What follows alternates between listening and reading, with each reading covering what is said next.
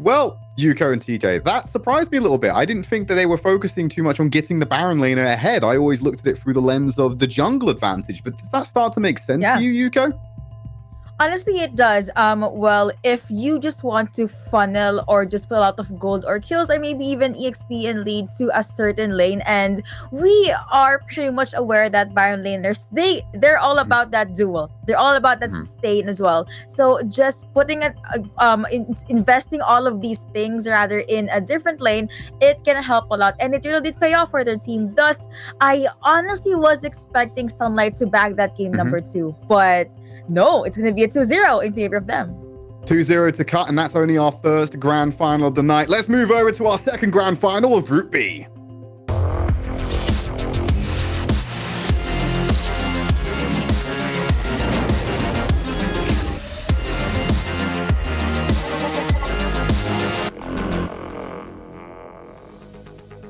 Our Group B grand final, Unicorns of Love versus Trovo Nova. We saw how this went last time. Unicorns of Love in a very close series, walking away with the victory. But as TJ said in our pre-show, Trovo Nova are on the warpath. They've got something to prove. And we're going to jump straight into the draft for game number 1. And this is so exciting to me because Trovo Nova are a team I've been following for such a very long time in the mobile esports scene in Europe. And I'm waiting for the playoff buff, Yuko. I need to see them step up. You know what? You mentioned this earlier. When it comes to playoffs buff, Trovo Nova definitely will have this. But let's see, in what form will this playoffs buff show? So Unicorns of Love, first ban is going to be an Ahri. I have been seeing a lot of Ahri bans, and you did highlight this earlier alongside Hells because of that early to mid game power. And first ban for Trovo Nova is going to be Ziggs. No satchel charge, no half of the demolition duo.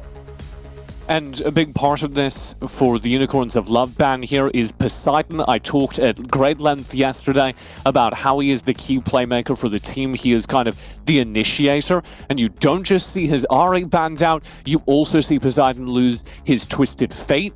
The other thing I'm looking as a major pick for Trovo Nova is the Lee Sin for Vex. I would think that would be very high priority, especially having lost a lot of the proactive playmakers that they love to put on Poseidon.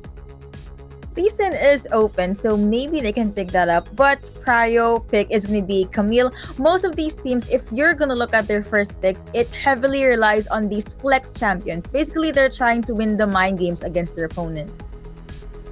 And Camille is one of those. Obviously played a decent amount over on the top side of the map, can also be shifted down into the jungle. And here we go. I was calling for the Lee Sin.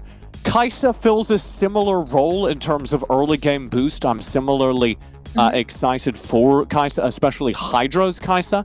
And they focus, instead of worrying about the jungle, Vex is very flexible. Maybe that's the thought process. We get Kai'Sa Braum right off the bat, which is one of the strongest bot lane duos in the European region. I have to echo your thoughts that Kai'Sa kind of works like a Lee Sin. I mean, if you look at it, Lee Sin can isolate or can chase someone that is isolated from the team. Kai'Sa, Killer Instinct, kind of jump in, connecting onto the Void Seeker, and now you have a Garen for our Unicorns of Love and an Orianna to beat. So okay, we'll be seeing a lot of shockwaves for this game. Maybe gonna connect over to the Hextech Ultimatum from Camille right here. And you have some good ball carriers in this composition. I'm interested because this very clearly for Trovo Nova was trying to get a counter pick option, both for their top laner and their mid laner. That's one of the reasons why you grab Kai'Sa Braum. It's a very safe bottom lane. It's hard to counter, and this means that later on you can have a response. One of those responses to an Orianna would be a Galio. Galio does reasonably well in the matchup, not just because they can get in melee range and burst, but also because you have that magic damage shield built in. So Galio does very well against mages that want to poke him during the early game. And speaking of pokes towards the early game, they will be picking up, Unicorns of Love will be picking up a Saya. Does not have that much presence in the early game, but towards the late game. And if you pair her off with a Nami, all right, hands off, hands down, I really like this Dragon Lane matchup. DJ, I feel like you have something to say about this. I mean, I feel like you've seen the same games. We've both been casting the Icon series. Xayah Nami, it is sick. And on the opposite side, you also have Trovo Nova trying to counter that. They've got the Galio Kai'Sa and Yasuo. It's going to be the Yasuo thrown into the mix so that you have that big follow-up to the Kai'Sa Galio engage. I couldn't be happier that Yasuo is set up by so many things in this composition. Trovo Nova have backdoored an incredibly terrifying teamfight composition. Yeah, that's the thing that stood out to me the most. And when I saw the Yasuo get locked in, I was like, huh, pretty much everyone has a knock-up apart from the Kai'Sa. And I think it'd be kind of silly. Thankfully, Samira isn't in Wild Rift. Otherwise, we could have had an AD carry that might have had a knock-up as well. But yeah, Yasuo is going to be set up for success here. I just want to talk generally. If you say who's won this draft, just very quickly, Yuko, who would you say has won the draft? Okay. I really love the Saya and Nami Dragon Lane, but I'm going to have to go with Trovo Nova. You pressured me, man. Yuko's giving it over to Trovo Nova in the draft. Let's throw it over to D-Man and Dezichu and see what they think. Thank you very much. Yes, I gotta be honest. I kind of like Unicorns a lot. I felt Trovo Nova's was like massively easy to spot. Like I saw that coming, the Braum coming, and then as soon as that Wukong was coming, it's like, okay, so Yasuo last pick. So I think it was massively telegraphed, and Unicorns a lot were like, okay, we know what's coming, and they built around it. Yeah, I think really you could have gone for any pick, something like a Diana even towards the end there, which both teams have utilized once or twice throughout the tournament. Anything that stacks in off the back of a big engage, because you know exactly what you're going to see. Like you say there, D-Man, you're going to see the Wukong going in. You're going to see the Galio flying in over the top. All you want is someone that can capitalize on the chaos that causes to really fly. Speaking of potential chaos, at least at the start, we spoke about this previously, about teams liking to get aggressive, at least in the start of things. And I think between both sides here, at least, the safety being the right play. Yeah, and the ward actually worked out well there. So Coldstar got the ward down, spotted the entire team and said, okay, well, that sets you guys up and you can see exactly what's going on. It was Sneeland just went across and warded out the blue. So they know exactly what's going to go on. That's going to help them with the jungle pathing. I think we're seeing the Braum going to go out with the leash on that one, or certainly try and help something out and sweep it out. But either way, Trovo Nova's Vex is going to be the man in the jungle. The Wukong, let's see what he can do. It's going to be all about whether he can get this up to speed as quick as possible, because we know that Kalisa is going to be going hunting. Vex had an absolute field day in their series yesterday, playing on the Lee Sin, bullied the Olaf. They did catch him out admittedly for first blood quite early on, so why not try it again? It's why we saw Trovo Nova going for a pretty aggressive stack at the very start of the game. But it was what he then did after they shut down the jungle, was move towards the bot side, capitalize on the advantage that you have no support line coming in from the jungle Olaf, shut down the bot lane, and then the rest of the game is basically yours for the taking. They only really had a top laner to try and do anything, and they couldn't scale particularly well. It was really smart. So I'm looking towards Vex here, known as one of, I'd say, one of the most successful jungle players that you'll see in mobile esports. It's all about his impact here on the back of Poseidon also being able to ult in and seeing how the rest of the team then plays around that, because Hydro, he's the one who I really want to see capitalize on the chaos. And the invade is already on. We saw it come in a second. It's all come from the back of that one single little ward that went down, spotted out, and says, we know exactly what we're going to do. Yeah, this counter invade is also coming out. You can see towards the top side of the screen. So obviously the Vex is going to help the counter on there. Clamara is going to help him come down. It will lose Clamara's a little bit of lane coverage, but that's fine. Coldstar will just farm it up. And you can see Coldstar's kind of like freezing the lane at this moment, keeping it around his tower.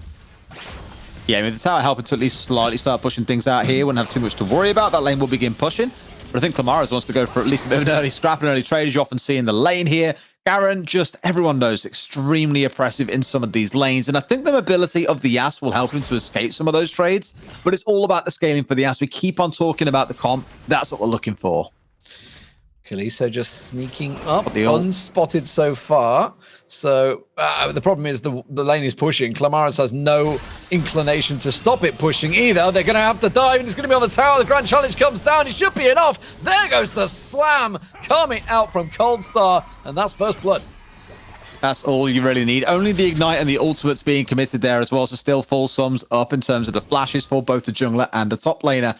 I think you were right there as well. The lane was pushing. If they let that bounce the tower, it was never going to come off too well. So pulling the trigger and just saying, look, there's 1 million left. Let's just go for it. We can take a little bit of tower damage to make that work is a great way to get this top lane scaling. And look at that. Coldstar already straight onto the Sunfire buy. Hextech Ultimatum. I mean, it did take a couple of tower hits, but let's face it, they caught him right on the edge of it. And just perfect for the Garen ulti to come through. So, down the bot lane, unsuccessful. Didn't work out. That's the gank, this sort of counter gank that they tried to pull off, knowing that the jungler was going to be free in the top, and it's kind of backfired for them. And that's kind of the bonus that you have there with the Nami and the Xayah. You can escape that danger. You can see these items starting to come online as well as they flick into the side. In fact, observers, if we could get the item board up to have a quick look at what's coming through ahead of Drake, that would be great. Thank you very much. You're seeing there with the double redemption coming out as well. Sometimes you'll see some junglers do this. They go towards buying their first support item here, or the utility item is what you're looking towards, tier 3 boots. Going towards the double redemption there for some extra healing on the other side. None of that currently online, so look for when those redemptions come down, the damage they bring. Poseidon already being burst through. Yeah, that's done. I mean, it was a 4-man dive in mid. There's not a lot that he can do about that one, even as best he could hope for. Did get the flash through, didn't work out, but that sets up the dragon perfectly. Not walking into lane's also a great idea when you either A, don't know where 4 members are, or B, when Drake is on the table. Like, you need to be alive for this. In fact, he's back up, but with no ult on side. As it comes off the back of it, here comes the fight. Tries to go sliding in there, doesn't work. Dragon goes across, the Hextech Ultimatum comes down. Hydra can't get out of that one. That will finish him off, and that will be another 3 kills going the way of the Unicorns of Love. That's the small things again, talking about the Galio being caught out, not being there to provide the cover to be the tanky front line, because Vex, he'll be going damage in the early game. You won't see him being a big beefy tank, then you're leaning entirely on Grizzly Q. Is he really going to stack up against a Garen just charging at you face first? A Shockwave spamming into your team, for example? Hell no, is he? And that just goes to show the small little thing of losing a Galio early on, what that can transcend and snowball into is quite a loss. Sure, it's only a 3k gold lead, it's only first Drake, but in a game like this, everything matters. Absolutely, and you can sometimes be sort of baited into thinking you're tankier than you are in the Galio, and you can see it was, in fairness, the majority of the damage came out from the Garen, of course, and then ending it with the Damascene Justice. But this was the team fight. It was just one of those again where you're in a 5 versus 4, nothing really to worry about. The Hextech Ultimatum, by the way, honestly think Camille in the right hands is the strongest jungler in the game. The fact that you can guarantee a catch onto someone, you lock them down, they cannot get away, it's horrific. Oh dear.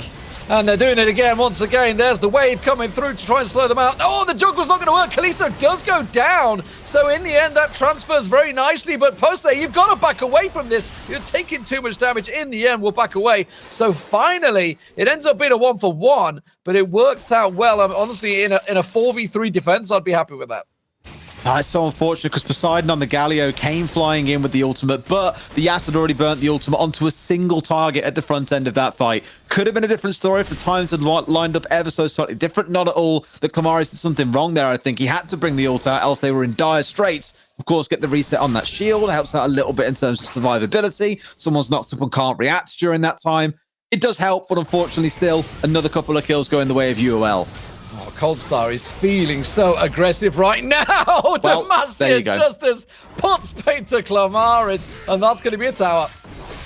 Oh, it looks like just Garen things, right? Build full tank and melt everyone. Lol. It's what you do best. Once you start getting those stacks up, it absolutely kills you. And as you saw there, 1v1 in the Yas, who's now going to be really struggling to have a massive impact in these mid-game team fights. It's a rough one. And for Trova, the pains of the last series are going to be remembered here as well. They're down quite considerably. 5k gold about to go even further as the next tower comes down with the Herald out as well. It's not looking good. I think they might try and go for the tier 2 here.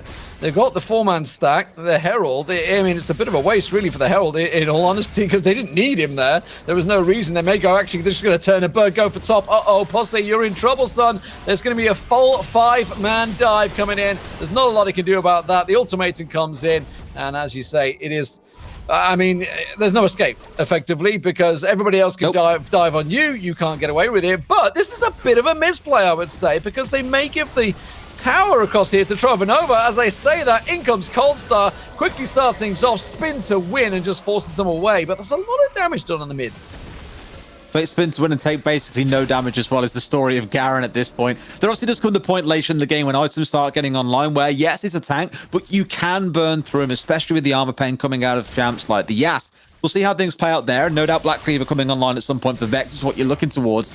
Again, speaking about Vex, he was a player that I was really excited to see his impact in the early game.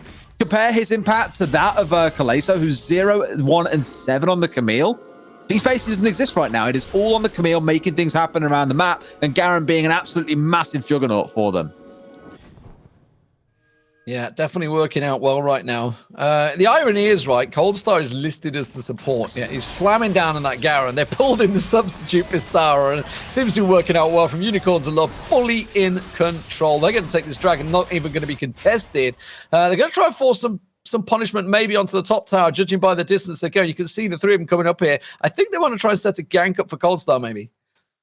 I mean, there's something they've got to do here. I at least admire the fact that they said, look, forget about trying to fight over Drake. We know these fights are not going to go our way. We've got the Yas up top. That's the big combo in this composition that you're looking for. They try and catch onto the Xayah, but we all know exactly what happens when that ult comes out.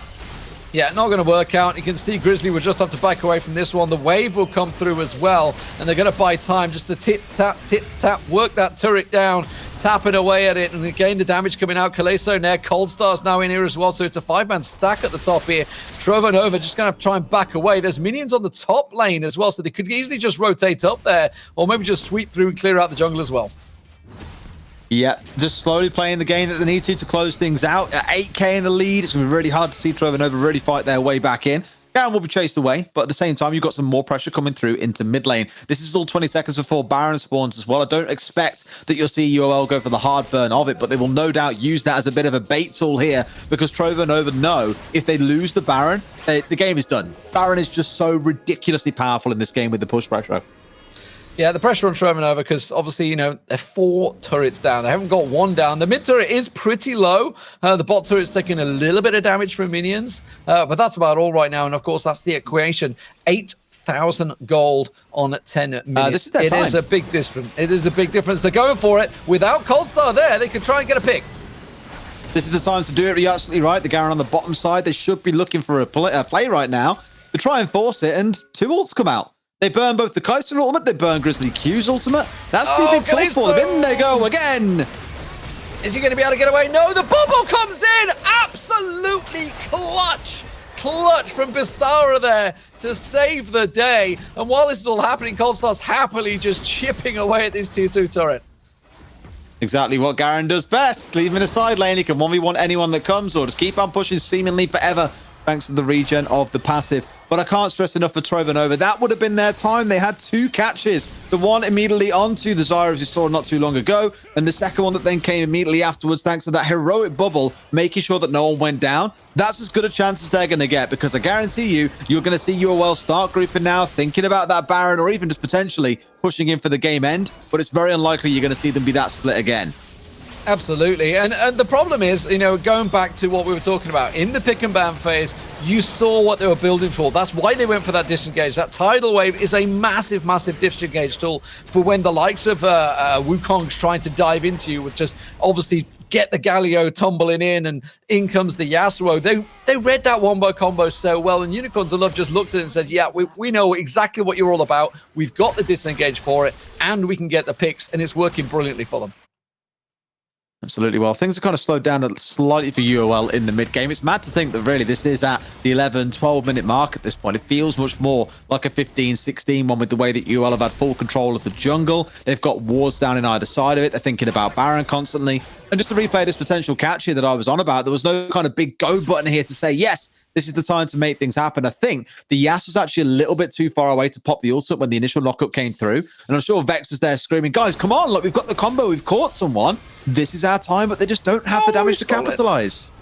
Kalisto comes in, steals away the red buff, so not even going to be able to get that one, I'm afraid. Hydro, unlucky son. Coldstar working his way up, Dragon up in 15 seconds, so that's likely to be the next focus target. But I gotta be honest, I'm not sure Trovo Nova want to fight for it. It may even be Baron. It may be Baron, the position that they're going for. It's one of those, again, where they have to force a fight at some point here. You can't just let them take everything, but the question is when. There is still a 10k gold gap, but with the way they're moving here, you can see they want to get in for this one, but UOL are being so cautious. They just want to catch someone. They don't care about the Baron itself, and here they may have found what they want. Keeping my eye on that shockwave, because they're really grouped up here. That's a perfect shockwave opportunity. They're not going to go for it, though. I did notice it looked like just for a moment, Hydro is separated from the team, and I could see Kalisto 100% funneling for him to try and get that Hextech ultimatum on him, and obviously just solo pick him out there. But Kalisto's going to go down and try and solo Dragon. So they're going to give up the ground at the moment in the river, but that's fine. Trovanova, they're trying to rotate for this one. Look at Coldstar. He's ready and waiting. Coldstar's engaged on this one. He's pushed them away, and they've already used Burner Flash there. Again, good caution by Trovanova, but for UOL, it's pushing all the advantage they need. Let the jungler take the dragon by himself, and you guys focus on zoning everyone else off. That's the third dragon going down. The next one they have to fight, the Baron they have to fight. It's going to come down to crunch point at some point for Trovanova, but they've been relying on these 1 or 2 item power spikes to come online. They're starting to see them. The Yas is getting towards the IE, for example. The Kaiser's finished that, plus the Blade of the Ruined King. There's the 2 items on the Galio as well. Sure, they're still quite far behind, but at least in a spot where it feels like they might be able to do something in these fights.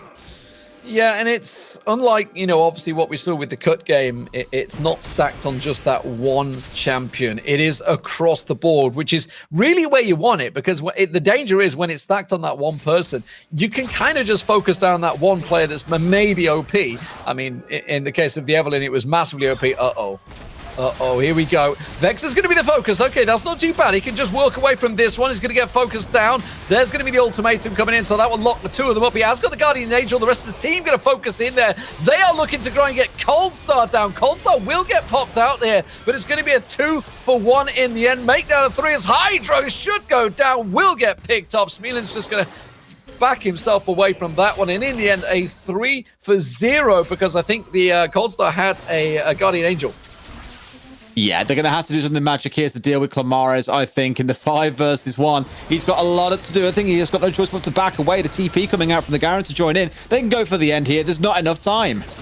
Yeah, they don't need to care about Baron. They just come in, finish the game off, get themselves 1 in the series, a 12-1 game in the end. Even the Aqua Prison coming in on the Yasuo just to stick the nail in the coffin. Unicorns of Love absolutely dominating that first game.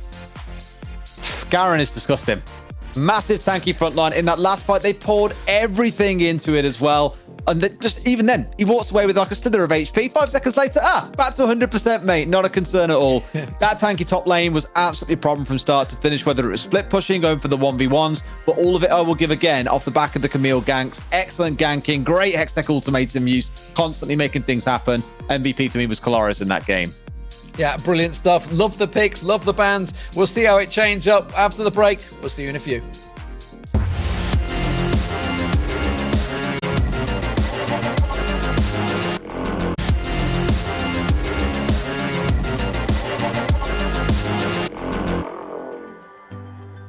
Feels like a little bit of deja vu as Unicorns of Love are leading the series in this rematch for the grand finals of Group B. Trovo Nova falling a little bit behind, and quite frankly, it looks like the composition they drawn was not played to absolute perfection. But before we dive into that, TJ, I want to open the floor to you to have a little bit of a discussion about how Unicorns of Love were playing the map perfectly to try and shut down Trovo. Yeah, I really liked, and we talked about this on cast, we talked about the map play, the way the early Camille ganks worked so well. I also loved just their jungle clear. But all of that led to this, and this was the team fight for me that opens the entire map up. So I'm going to go ahead and hit play, and I want you to watch, first of all, Camille gank. Huge value. They've instantly half HP'd the main turret defender. And what is going on to me as I'm watching this, I was getting very excited because I was watching the Nami setup positioning. And anytime I'm a support main, anytime a Nami is doing this, and in the same area is both is both Orianna and Xayah, I'm having a great time because they combo their CC perfectly with this. You throw through the wave, everyone is knocked up, and what you can do now that everyone is clustered behind the turret is throw the 2 other CC spells that we have available on top. You see the feathers go over the top of the team fight. Everyone got clustered, everyone was gathered because of that Nami wave forcing them to defend the team fight in a very specific way. So this is just a very clean demonstration of why this Orianna Nami Xayah comp works so well in early game team fights. And it is the first example, I think, of this team composition being leveraged to bully across the map. I want you to go back to talk a little bit more about the map control here, TJ, as well, because the team fight's impressive, but sometimes it's about the macro for a team like Unicorns of Love. And actually, touch up on that. Oh. Yuko, you can I'd jump love in there to- as well. If you've got thoughts on the Unicorns of Love macro, by all means, take it away. I'm not going to stop you. All right, so I actually like to touch up on how Unicorns of Love played that one beautifully. I did say that Jaffer Trovo Nova is the one that was supposed to win this. We were waiting for that beautiful last breath, but the only last breath we ever saw in that game was at the 15-minute mark, and it did not end well. Kaisa was the one that was left alive after that skirmish, but jumping back to Unicorns of Love, they were just able to time all those scans perfectly. Tactical sweeps from Camille, the slows connecting, and Nami just going with the follow-up. It just helped a lot and gave a lot of openings for their team. I think the thing that really excited me, that's just the marker of that early game dominance, is at no point was there any jungle for Trovo Nova to farm. At no point during that game were they able to get out into their own jungle and farm their own camps, because it was constantly controlled by Unicorns of Love. And every time Unicorns of Love won a team fight, sure, they get the objective, sure, they get the turrets, but they also are taking care of all the small camps, because that is the way that you bring a composition like Nova's back into the game. So when you're looking at what we could be potentially seeing for game number 2, Trovo Nova obviously need to draft the composition they can fully execute on. There's nothing wrong with going for the Yasuo Wombo combo, but like I said, the first last breath coming in that late into the game, not for me, Chief. So TJ, you're a bit of a Nova expert. What do you think is going to be a composition that Trovo can use to bounce back in this next game? Yeah, well, I'm going to leverage my Nova expert status here. I would have changed my prediction had I realized that it wasn't going to be Poseidon playing the Yasuo. And that's no shade on Clemaris, who's a very, very good top laner. But I felt like Clemaris was always one of the best top laners in Europe because they were so good at playing across the map, split from the team. And I think we saw that a lot of the time in that game. As Yuko was talking about, the Yasuo wasn't with the team during team fights because it wasn't being played by a mid laner who's used to positioning near the rest of the team. So I want to see them draft a composition that doesn't rely on them to play outside of their normal roles, outside of their normal responsibilities on the team. For me, that means getting something for Vex to boost out the early game on. I talked about Lee Sin a great deal. That means, for me, getting something for Poseidon that he can control the early map on. That could be a Galio, but a Galio top lane, as this Galio was for much of the game, doesn't have access to control the rest of the map. All right, then. Well, I think we stalled this on long enough, TJ. Let's go ahead and jump into game number 2.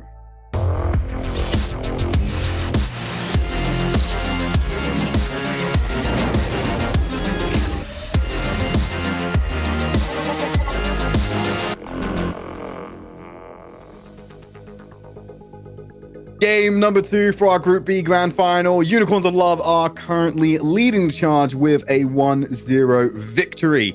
We've already identified that Unicorns of Love have had a bit of a macro advantage so far in game number 1. As we look towards the pick and ban, Yuko, what are some adaptations that you think Trovo Nova can bring in the draft phase specifically to try and edge out a win here? All right, so one of the adjustments they could do, though, is I do like the Yasuo, but they just weren't able to pull through. So maybe they can go back to what works for them and something that they're much more comfortable with. Maybe the usual protect the queen, protect Kaisa combination. And like what TJ said, just switch back to the roles that they're comfortable with. I was actually looking forward to how Poseidon will perform in the mid lane as well. We did not get to see that. So hopefully now we will be seeing the players in their comfort roles. Now, ban so far is going to be a Seraphine and still an Ahri. No Ahri still for this game number 2. Ahri being denied, Unicorns of Love are going to have to deal with the fact that Trovo Nova get first pick. So if they go for the double Poseidon bans again, if they get rid of a Twisted Fate in this second cycle, that does open up... Oh, interesting. So I'm going to nerd out here. Because they don't ban out the Twisted Fate, they're kind of demanding that Trovo Nova first pick a Twisted Fate, which would be very interesting because Twisted Fate isn't a traditional power pick. That's what Kaisa is. That's why Kaisa gets prioritized here. So now I'm looking at Unicorns of Love do you get to, it didn't work out, you didn't bait them to pick a Twisted Fate over a traditional power pick, do you take the Twisted Fate away, or do you just play into it? I don't think they're gonna pick up Twisted Fate. They are gonna lock in that Garen, and I was waiting for them to actually pick up Camille. I'm not sure if they're gonna pick Camille now though, but at the very least, they're prepping if ever Turbo Nova is gonna pick up this Twisted Fate, because Garen, tanky frontliner, and I was right, they are gonna pick up that Camille. I think Trovo Nova's ideal composition here is Twisted Fate Lee Sin. Poseidon plays really good map control on the Twisted Fate.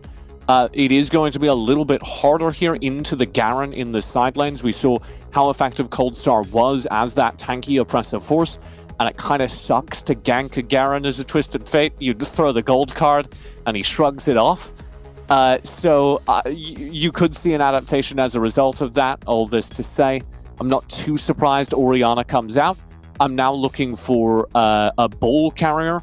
One thing that works very well with this composition to me is maybe a Jarvan for Trovo Nova. We'll see if that finally comes out on the European stage. Unicorns of Love, they did see that Kai'Sa first pick earlier on, and they are yet to get their support. So, Trovo Nova still yet to get their support. So now Unicorns of Love, they said, why not take the best support possible for this Kai'Sa and pair it off with a Saya? Stuns, roots for days, that can be a lot of help with all the team fights. So Unicorns of Love, they still want to go with this team fight centered composition.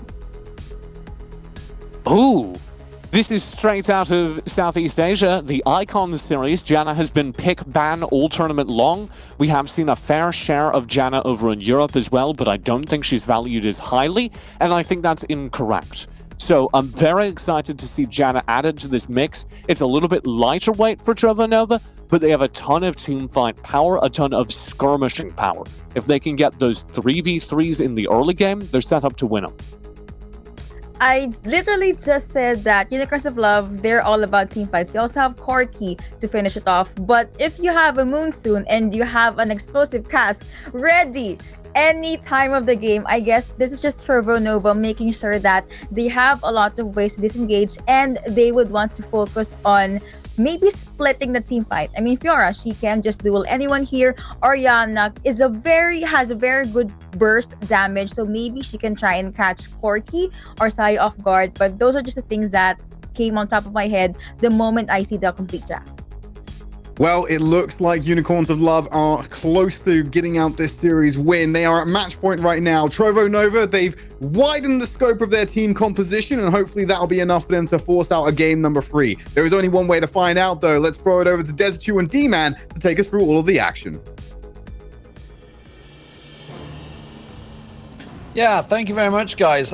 Much more interesting pick and bans this one, Daria. I'm kind of liking both teams, I gotta be honest. And I'm glad that Seraphine's banned out because, you know, the noisiest champion in the game by far. But yeah, honestly, I kind of like both these comps.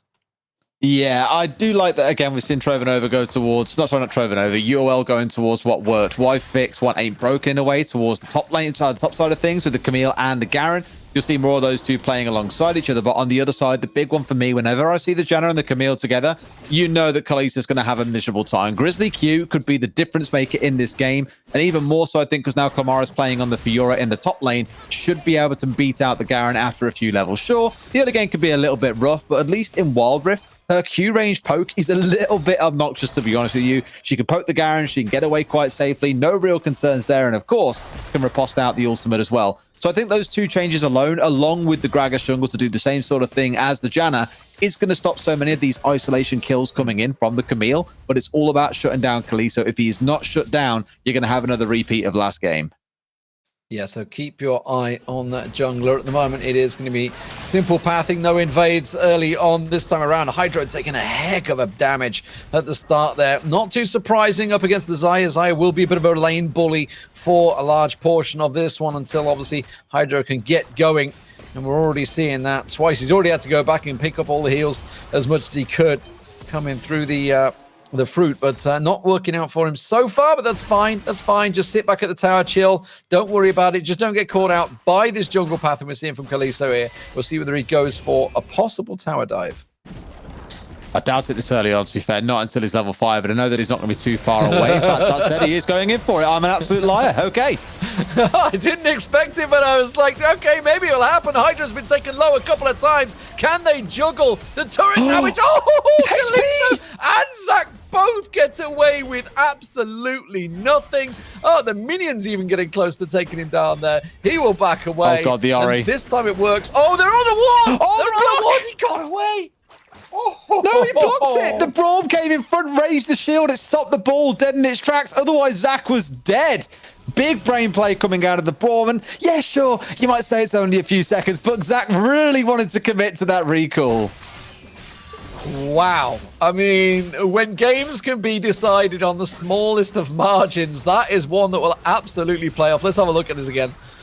Honestly, it's so painful seeing two members walking away on like 1 HP. Again, beautiful juggling, all 3 shots being soaked up by the Braum initially. And I thought here, the Camille must surely die, gets an extra minion shot, but no, enough there to keep it going. And look at that block coming through again. Absolutely sublime. Beautiful bot lane play coming out from UOL. Sure, it's not an absolutely huge, significant lead at this point, but it's a lead nonetheless. Yeah, and the Kalisto once again coming in. Ooh, thought about it. They would have stood on a ward this time. He's actually going for the invade. They're reading this well. Is the mid lane going to come down? Yes, looking at doing that. You can see Kalisto. They're well aware of it. Look at the Corki positioning. He's already blocking that off as well, so they're well aware of what's going on. But it looks like they're going to give it up, and they're actually going to go for the mid lane. What are you doing, Poste? Why are you so far out of your lane? You knew the jungler was in your side. I mean, that for a start, it's Camille. Every single time. It's like I said earlier on, I genuinely think she is one of the strongest junglers in the game in the right hands. And Kalisto, every single time that ult comes off cooldown, is finding a lane to go into and making something happen. It's only been the once so far in this game, but in the prior game, he was 0, 1, and 7, let's not forget, involved in all of their kills in the early game. In this one, it's just clean and clinical. Nothing for Poseidon to do. Yeah, I mean, a Hex-like ultimatum with a Corki just blaring on you. Nothing you can do about that. So, Dragon up, Mounted Drake comes out. Unicorns Love are in a position to take it. They're not going to do it just yet because everybody's going back to buy. So, they're making sure they've got all their items before they start the fight, which I like. Let's take a look at the items again, actually, before this one really does break down. I'm keen to see who's bought what stepping into the fight. I imagine with all the bats that came through, you'll see 1 or 2 stepping in. Maybe not quite time to take a look, but with the squaring over the wall, Vex needs to make something happen here. Goes in as well, has the full combo, won't get it! No, Kalisto manages to win out on the smite there, working out well. We'll just disengage both teams in the end, so it was just a simple dragon. No kills either side. Everybody able to get out. A couple of flashes burnt either side. Tell a lie, it was just Grizzly. You have so much damage on the Gragas to be able to burn through this as well, don't forget as well. You have the W hit coming down, you have the Q going off at the same time, the ult if you want it, plus the smite, yet still it's secured away by Kalisto. I spoke about Vex and how much I was really excited to see him have an impact in the early game. As it stands right now, that impact is basically 0 once more. Yeah, Vex is in a tricky situation right now. We know how strong the Gragas can be. But at the moment, I think it's more down to the crazy aggression that Kalisto's showing. He's going down to the bottom lane again. I mean, he's just been focusing on this lane. This time around, Cold Star's down here, so they have lane swap to try and keep it in play. But we also saw, obviously, that Sneelander was there as well, so he's going to go back up to the mid in the Corki. So let's see if these lane swaps pay dividends. I'm looking towards the items, though, and just looking at how close we're having with the Camille and the Corki about to get the Trinity Force online. Once that's on side for both players there, they're just going to have that nice little power spike you start to hit. Yeah, sure, Trinity Force got nerfed recently, about 20% attack speed taken away, but it's still incredibly strong. And in comes the Garen once more. He might have actually been CC'd out to death here as well, low under the tower. But do they go for this? The Janna using the ult to try and keep herself alive. It will be enough. Can't quite bring down Hydro, but the same elsewhere. The Grand Challenge also going to come through. The Grand Challenge into the Hextech Ultimatum. They're trying to do what they can, but at the moment, it's not really working out for them. Oh, and the stun comes in. They're fancying that one. The second they saw the stun, they were like, oh my God. What? I can kill him. And look at Zach. Oh, look at the hit points again. Oh, I mean, Zach was being focused by a cannon minion. I thought surely he'd go down, but absolutely not. UOL are treading a line right now, and that line is becoming very blurry very quickly because consistently you've got players walking away on like single-digit HP. It's absolute madness. Yeah, and while all that happened, I think Cold Star did actually get killed in the air. Yes, this is the one death they've had. In fairness, you know, he dragged it out. They took a while in a 3v1, as it happens with obviously a Garen. And I'm wondering, are they going to go for the Rift Herald here? Probably just get the Scuttle quickly first. And yes, they will start the Rift Herald off. It's playing out exactly the same as the previous game, mind you. And again, scarily, almost compared to how Vex played the game yesterday. Start off with some jungle pressure, put the focus on the bot side, perma gank it, and make sure the bot lane is shut down. Kaleso is doing exactly that today. They get the Dragon, they rotate over to now pick up the second objective in the Herald. Everything's going their way. And for Trovo Nova, again, can you really afford to sit back and let this one slowly run away from you? That being said, look at the gold difference though, right? It's less than a K at this point, and it has been since the first blood came through. So although it looks like they are losing pretty hard right now, gold-wise, they're actually incredibly even. Yeah, so this was the solo 1v3. We cut away from it just towards the end there, but he got a lot of damage down. Yeah, I think for Grizzly Q, the ult coming out was more the security measure, if nothing else. That all went pretty well for them on the bottom side for the finish off, but up here was the interesting fight that we didn't get the full picture of. Pomares, I think, thinking, I can try and stop this one, and naturally you're going to get yourself ulted off by the Camille immediately afterwards. But rather than focusing on anything else, with the Grand Challenge going down, the heal should be coming out, but again, it's the Braum flashing away at the final second. Twice now that he's done that, tanking up all the damage and running a big risk. Because don't forget that if he dies with the Grand Challenge on him and at least one of those procs already being, well, procs, one of the vitals being procs, it will deploy the healing circle. The Fiora suddenly is in a much better position. So again, excellent timing coming out of Bistara. And once again, we see Unicorn Love just going back, buying those items. Keep your eyes on those because the Dragon is up in 10 seconds. Absolutely. All that's gathering around now. And with this online, the Corki, I'm always really nervous about Corkis, and sure, he's got his two big items that he's looking for in the mid game, but a lot of Corkis will just try and beeline it through the middle of a team and get burst out straight after. So keeping a very close eye on how he uses this package, for me, is going to be the big difference maker in the fight, if there's a fight to be had. Yeah, at the moment you can see with the package available, it does seem it's just going to be a simple takeaway there. We just saw possibly just don't try and a small little steal away. They're going to finish off the Rift Hold. So good use there, just using that Rift Hold as the distraction. Obviously, Trevor Noah just having to deal with that. And there we go, simple as. A goal difference, as you said before, it is still pretty close, only 2,000. Slowly starting to grow, and question marks on Vex there, I think, for the ultimate, trying to just disband them away so there wasn't some kind of big grouping. I think he was more looking to try and catch someone, force them back towards his team so they could have caught them off the back of that. This is the hard thing about the team. Outside of the Gragas, really, and the Orianna ultimate, there isn't tons of CC on the side for Trovo Nova, and here we go. Might be the Fiora being isolated. Thought about it. It's like the ultimate challenge, right? Who can come out? Grand Challenge versus Hextech Ultimatum. They're kind of like toying with each other. I mean, at the moment, it should be a top laner that comes out on top, but because of the way Kalisa's been playing, because of the way Kalisa's been fed, you're never quite sure. Nope. Absolutely not. Now you start thinking, by the way, about the Baron is coming online. I don't think you see Unicorns again try and burn this at the 10-minute mark as soon as it comes online. Some teams do when their advantage is great enough. But here it's only about that 1.5k gold lead. Not quite significant. You're looking over to the side of Trovo Nova and seeing that for the AD carries especially, there is basically no gold difference. The main difference between the two teams right now exists in the mid lane. It's about a 1,500 gold advantage for Corki. So all this advantage we keep on speaking about, that's where it's currently sat. The Thornmail coming out for Cold Star there. He's well aware of how it's going to play out for him. He knows he's going to be the focus from the AD carry and from the, obviously, Fiora possibly going for him there. So he's focused on punishing them there. And speaking of punishments, Neelan doing some serious work here. The blue invade could turn into a big team fight here. They're focusing for it. Vex tries to go aggressive, does throw out the explosive barrel there, but more just blast them away. I think he was just trying to maybe single one out. Didn't work out.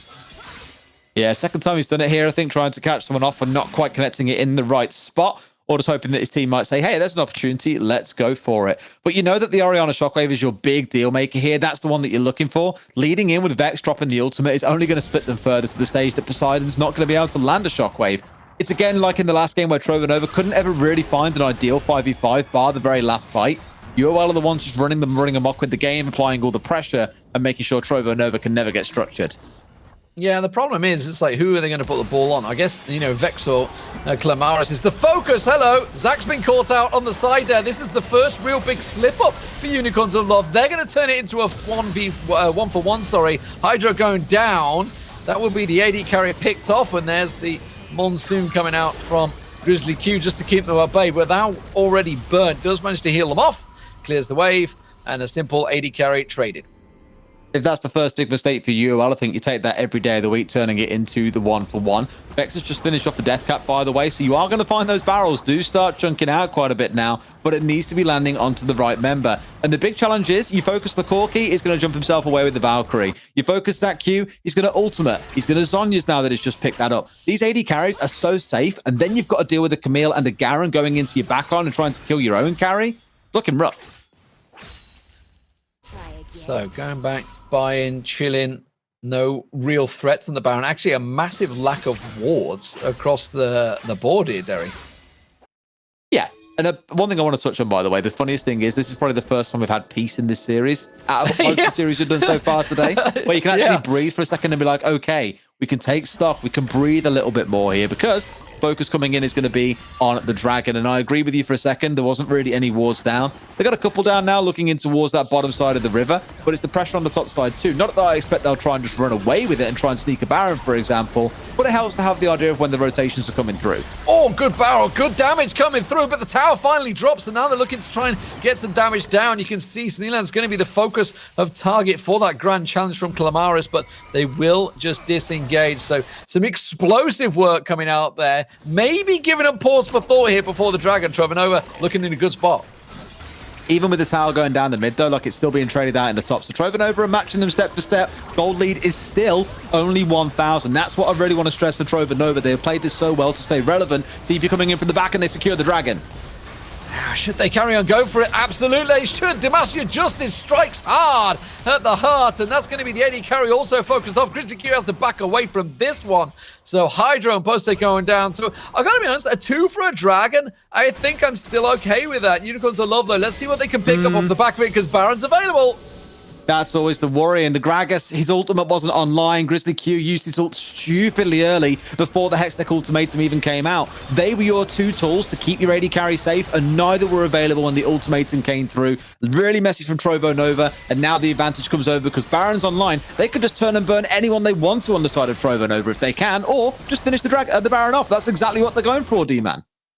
Yeah, just burn it down. I think Trevor Nova realized they can't really compete with that, and it's still only just that 2,000 gold lead. You know, still not a great deal of turrets going down, but I think we might see that turn around now that the Baron buff is in play. Yeah, and as we spoke about earlier on, the damage that can do, the gold that it gives you, the minion push that it gives you as an advantage, everything just becomes a lot easier as the attacking teams, especially when minions are as powerful in Wild Rift as they can be at points. Let's see how things shape up, though. You've got this sort of 1-2-1-3-1 being set up by the looks of it, I think. 2 AD carries in the mid lane, Camille the top, Garen on the bottom. Yeah, pick your poison at this point. You don't really want to face off against any of those lanes right now. Achilles, though, just coming, taking the honey fruit away from them. Keeping the pressure down, getting the lane pressure on all 3 lanes with those Baron buff minions working wonders for them. Leon's doing the same. So good pushing from here, Unicorns of Love, realizing, okay, well, we have the buff. Let's try and get all those tier 2 turrets down. And that would really express lane the gold differential. Because as you can see, it really is only just outside of 2,000 gold, which is doable if they can land a good team fight. Trovo Nova are not out of this yet. Absolutely, but with all 3 waves crashing into towers at the same time, they're guaranteed to lose at least the 1. Probably the second also, because Garen is basically freeform on the bottom side now. Fiora wasn't sure where to go, but protecting the middle inhibitors, the big one. Good work out there. Just keeping that missile barrage going. Sneeland's doing some serious work. There's the 3rd outer turret now, so all 6 outer turrets down onto those inhibitors. Trying to get them worked down. Vex took a big hit there from Zach. That's going to keep on working it. They're just getting pressure from every lane at the moment. That's going to be the first inhibitor turret going down. The bottom pressure. Let's see where they're going to go here, because the double AD carry setup is really punishing them. Even the Vistara caught out. You haven't got the Braum to protect the front line for the carries anymore. With him falling off, I thought surely they back away. And what was the shockwave Poseidon? They're trying the best to catch Vex him with the Force, but he does get the core key, but at the same time forces the rest back. They give themselves some breathing room, but you just conceded 3 towers, and make it 4 because the inhibitor mid lane is also down. They lost so much for that. And you know what they got for it? A single dragon. I think it was only an Ocean Drake, wasn't it, as well? So, you know, Yeah. really nothing for it off the back of 2 kills, into a Baron, into 4 trades. That's when you really got to look at, was it worth? Well, I can tell you now, Hydro, this is not worth. You can go gold all you like, but that's going to simply be enough. They're just going to track you down as I say that. The rest of the team will come in. They're going to force them back, but it is a Garen. You can spin to win, and Coldstar does just that. Again, for Trovanova, just finding members caught out, not syncing ultimates together. Vex really with the first big play in terms of the nuking of the Corki in the jungle. Outside of that, the ultimates have been scattered. They've been disorganized. They haven't really been synced the way that you need them to be. And I don't know if that's just UOL pressure or Trovanova are having a bad day today, but this isn't what we're used to seeing out of them. We're used to seeing much more coordinated play. With things going this way, UOL look pretty sure to be able to close it out and take the series 2-0. Yeah, Unicorns Love just going to place down the ward coverage. In comes the Infernal, so they're just going to be able to take this one away. No problem. The Elder as well, actually. So should be easy for them there. And you can see just from Bistara. Bistara basically that big tanky front line that a Braum should be. Oh, and they're just going to turn instantly on this one. The Grand Challenge. You don't want to put it onto a Braum. What are you thinking? Don't go for that one. That was a good shockwave there, trying to work them away. But have they got enough damage to back it up? Doesn't look like it. You can see Coldstar. That's going to be the focus. They keep picking off just the wrong champions. Now they're going to try and go for it. Now they're going to dive in. The Hextech Ultimatum does come in. And now you can see Unicorns Alive just turning their advantage. Clamaris tries to get away from this one. He will get picked off around the side. And honestly, Unicorns Alive can just do what they want. Zach frontlining with the Zaya ultimate is the biggest Giga Chad energy I think I've ever seen. Man didn't care, he went in there with the ultimate, came out of that, had the GA, didn't care about going down, but all the focus is kind of on him while Coldstar was recovering behind him, and now they've caught out more. The Gragas falls down, the Grizzly Q should be down in just a couple of seconds as well. Everything's just falling apart. They'll secure the Infernal, they can run up to Drake because Vex is down for 40 seconds, towards Baron, sorry. They have no excuse to lose this game now. UOL should be going for the throat. Absolutely should. Let's have a look at this team fight, because it was a long extended one, Derry. It was, yeah. The initial shockwave coming in off the bat from Vex and then dropping the ult in. That's the first time you've seen that combo really come together, of get them together, then make sure everyone gets hit by that death cap enhanced ultimate out of Vex. But it doesn't matter. I mentioned Zach going into the front line, didn't care that it was a Fiora that he'd be descending back down to earth right in front of. And yes, health bars are going low. You can see why the side of Trovanova still wanted to get involved in the fight. But unfortunately, not enough damage to capitalize. And there's that Baron I was speaking about as Vex is just about to come back to life. It's unfortunate, but with members getting caught on Trovanova all the time, you can see how this game's gone this way. Clamaris, you are massively out right now. He's trying to push that bottom wave out, but they are already at your gate. He has to recall as quick as possible because there's powered up minions coming through. This is a real problem. He's going to get back there now, but he's going to be the main damage dealer. There's the turret going down on the outside as well. It's going to work his way through. They could just finish it here. They don't even need to take a fight because look how quick that Nexus is going. Unicorns of Love will take this one over Trovanova 2-0. Well, we don't get the big, explosive, flashy team fight to end, but a game from UOL that just goes to show they fully deserve that victory at the top end of this series. And as the Group B champions, they made Trovanova look like they were quite far below them, being completely honest, in those 2 games. Bullied them around, looked in sync, rotated as a unit. Trovanova, not quite the proactive team that we saw yesterday, which is unfortunate, but I hope they come back strong next month. Absolutely. All about that Kalisto engage at the start that was just a fraction of a second from being so different, but absolutely chef's kiss to that man, and congratulations to Unicorns Alive. We're going to go to break. When we come back, we have the next grand final ready to go for Group A.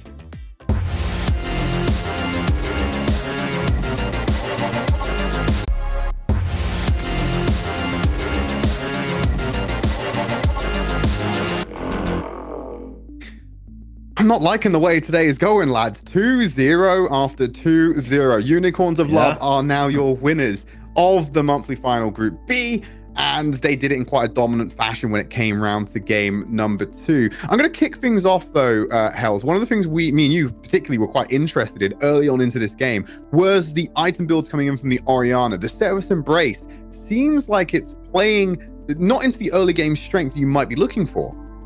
It was perhaps the ultimate demise of their team. The Orianna had 0 power in the early game with the Seraph's Embrace. It doesn't give any, like, a lot of ability power.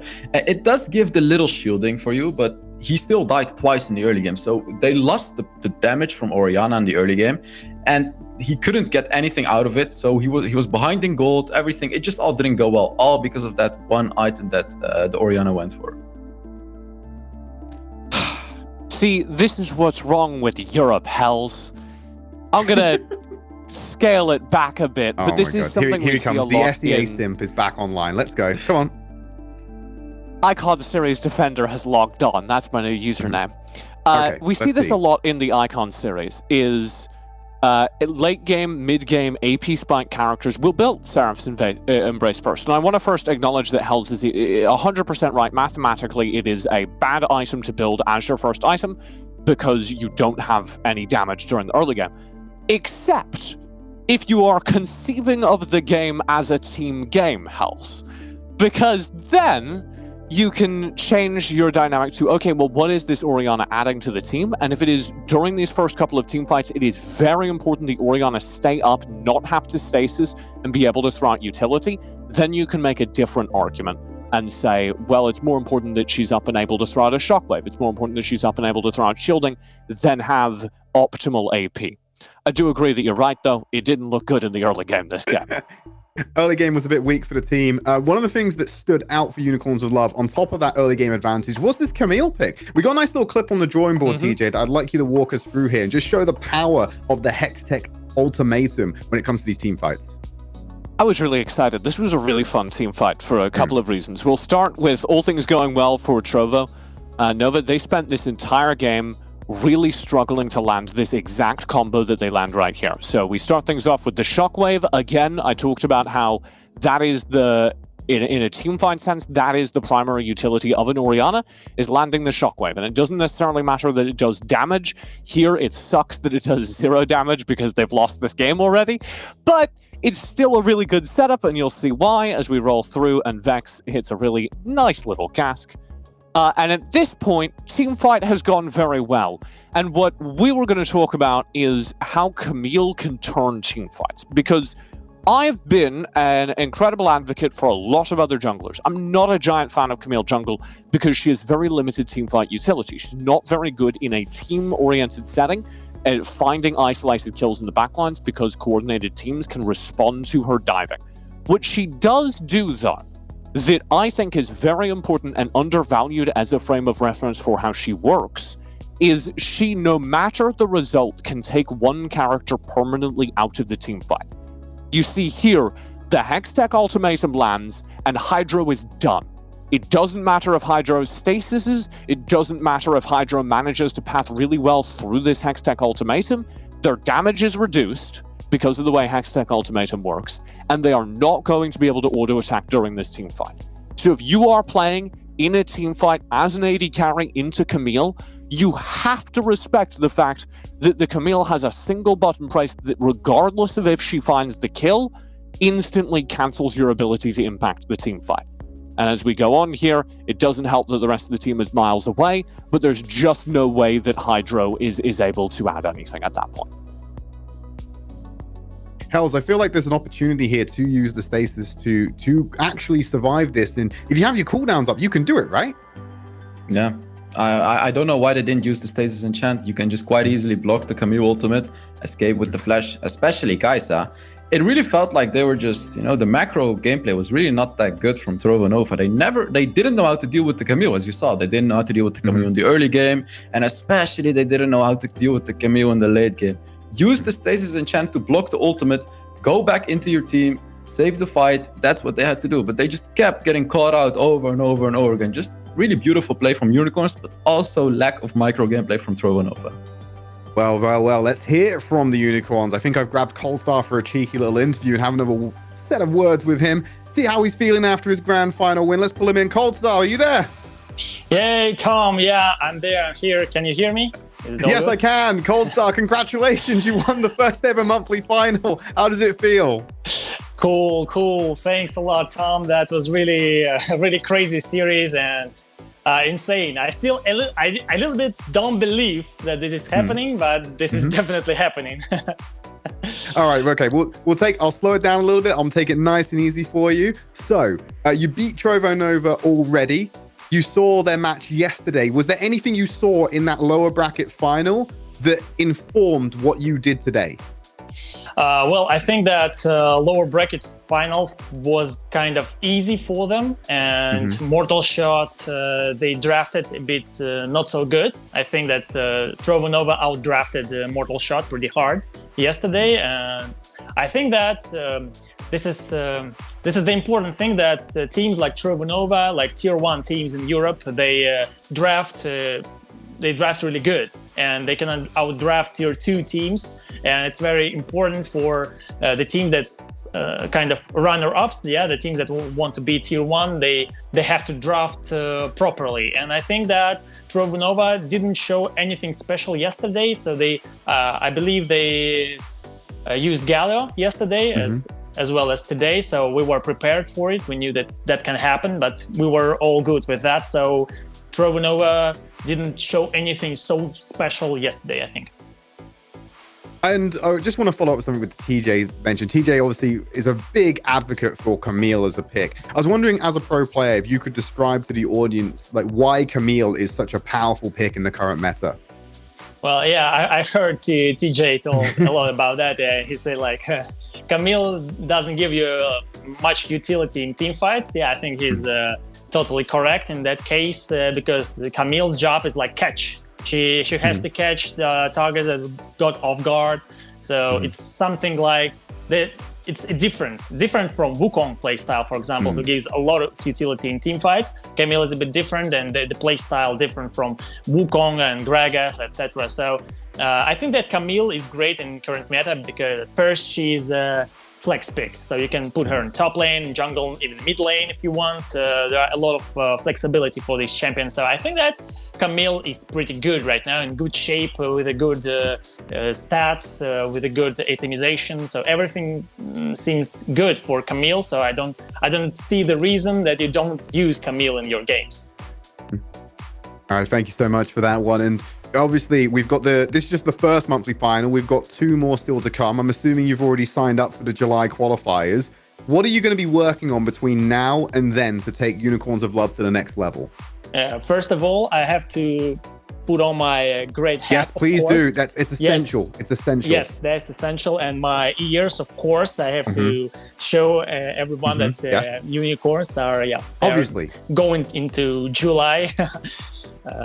Origin series too. So I think that we're gonna play tournaments, European tournaments that are coming ahead. We will try our best to get in good shape for the monthly finals in July, because there were it's always like upsides and downshifts for every team. So it's very important to get in a good shape in the right moment. So it's like right now, in these finals, we were in a good shape. We were prepared well for these finals. So I believe, and we will do all our best to be in the same great shape in next month, in July. Okay, Cold Star, I've got a question for you about the next match we're going to see, the grand final of Group A. Now, you're familiar with both of these teams because you play a lot in the European region. Out of Tribe and Team Queso, who do you personally think is going to be walking away with that series? That's a really good question, Tom. That's a really good question. I believe that Tribe kind of favorites in this matchup, but Team Queso is really strong. It's a really great team, and they start to do big blasts the moment you don't really expect that. So Queso is a really dangerous team that play really careful, but sometimes they do very aggressive moves, and they try to speed up the game really, really quick. So I believe that this is a very close series, but I feel that Tribe have a bit more of a favorites in this series. Like all right, thank you so much, Cold Star. So congratulations on the win. I hope to be speaking to you soon. Wait, can I tell? Yes, please do so. Yes. I want to say thank you to all our fans who are watching, who are cheering for us, all the Unicorns of Love staff who were typing us messages all the time, like, hooray for Unicorns. Yeah, and we were doing that. We were doing all the time, and it was really nice to play this series. Of course, thanks Trovonova for such a great experience, for such a great series, because I believe that Trovonova is a very strong team. Even if they didn't show the best performance today, I believe that in July they will be they will come back stronger, and we'll face each other again. Thanks to all my players. My players are the best team ever, guys. Love them all. They're really great, and thanks to all my friends and girlfriend and my parents who were watching the game and cheering for us. Thanks, Tom, for the cast, and to all the broadcast of ESL for all these things they did, and thanks Riot, of course, for making this tournament come true. Thanks, Tom. Right, Coldstar, you're so wholesome. Go get some rest. Thank you so much. Yeah.